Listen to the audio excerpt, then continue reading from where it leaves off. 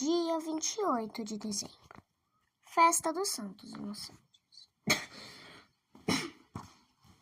Vemos hoje o presépio do menino Jesus, rodeado de uma pleiade encantadora de criancinhas inocentes, vestidas de roupinhas brancas, trazendo nas mãozinhas palmas verdes de vitória, entoando cânticos de louvor ao Messias recém-nascido. São as criancinhas que, não conhecendo ainda este vale de lágrimas, sacrificando a vida por Jesus, após curto martírio, foram levadas ao seio de Abraão. Essa morte foi um verdadeiro martírio, tanto que a Igreja lhes confere o título honroso de Flores dos Mártires, título que tão bem lhes corresponde à tenridade e inocência. Quem porá em dúvida, pergunta São Bernardo, que estas criancinhas alcançaram uma coroa do martírio? Quereis ver-lhes os merecimentos? Interpelai antes a Herodes pelo crime que os levou à morte. A crueldade do tirano seria maior que a bondade de Jesus Cristo? Quando os magos do Oriente, guiados pela estrela maravilhosa, chegaram a Jerusalém, dirigiram-se ao palácio do rei Herodes e pediram informações sobre o lugar onde havia nascido o rei dos judeus. Herodes, hipocritamente, lhes respondeu: Descei para Belém e procurai o menino. Logo que o tiverdes encontrado, dizei-mo, para que eu também desça a adorar. A chegada dos 3 reis do Oriente, com grande comitiva, a aparição da estrela, os recentes acontecimentos em Belém, tudo isto tinha grandemente atingido a alma do povo, descontentíssimo do governo estrangeiro, tanto que no espírito de Herodes surgiram receios de uma sublevação. Em vão esperou Herodes pela volta dos magos, os quais, avisados por um anjo, tomaram um caminho diferente, em demanda da terra natal. Vendo-se enganado e temendo alguma traição, tomou uma medida que bem lhe caracteriza a ferocidade de caráter e que pelos próprios pagãos foi qualificada de bárbara. Baixou o decreto de todos os meninos de 2 anos e daí para baixo serem mortos pela espada, ordem esta que entre os carrascos do rei achou fiéis executores. Grande era o lamento, violentos os protestos contra esta arbitrariedade do tigre, que desonrava o título de rei. O sangue dos inocentes jorrava, clamando ao céu por vingança. Cumpriu-se a profecia do profeta Jeremias. Ouviu-se clamor em Ramá, onde houve prantos e grandes lamentos. Raquel chora seus filhos e é insensível ao consolo, pois eles já não existem. Raquel era mãe de José do Egito e de Benjamim, e representa a nação judaica.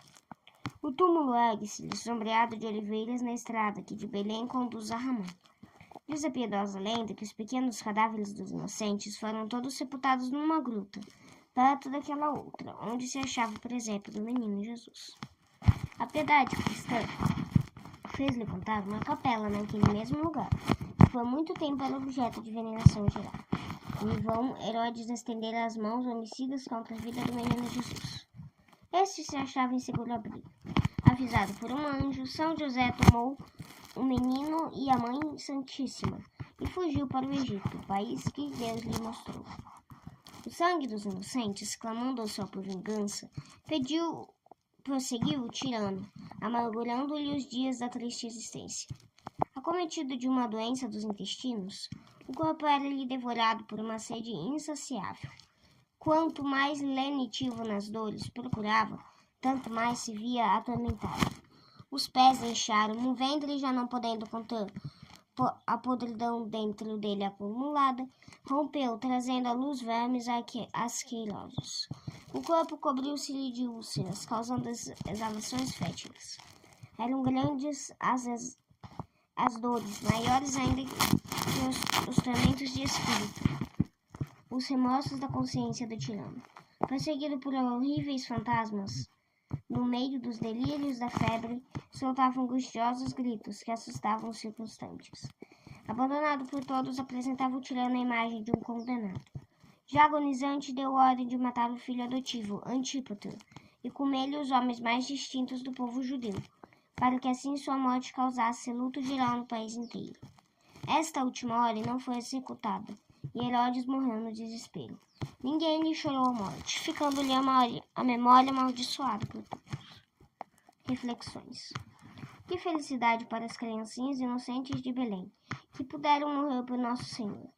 Se não as tivesse alcançado o bárbaro decreto de Herodes, mais tarde talvez tivessem feito coro com a multidão que exigiu a morte de Jesus Cristo. Os pais daquelas crianças choraram amargamente, ficaram inconsoláveis. Mas Deus, em sua bondade, aproveitou-se da maldade humana e deu àquelas florzinhas uma glória que excede a toda a imaginação. A morte de uma criancinha é sempre causa de grande dor para os pais. Que manifestem estes sentimentos não é pecador, contanto que manifestem estes sentimentos não é pecado, contanto que não se revoltem contra as determinações divinas. Deus é o Senhor da vida e da morte. Ele que deu vida às crianças pode tomá-las a si, quando lhe apraz. Morte prematura pode ser também um grande benefício para a criança e para os pais. Deus, prevendo talvez que a criança receberia uma educação defeituosa ou má, e em consequência desta negligência dos pais correria perigo de perder-se eternamente, poderá preservar a pobre criatura desta desgraça, chamando-a para si, enquanto a má semente não pode produzir funestos frutos. Sejam quais forem os motivos que levam Deus a abreviar a existência de uma criança, os pais devem aceitar o rude golpe como cristãos, isto é, resignados e conformados com a suprema determinação de Deus, e dizer com toda sinceridade: seja feita a vossa vontade.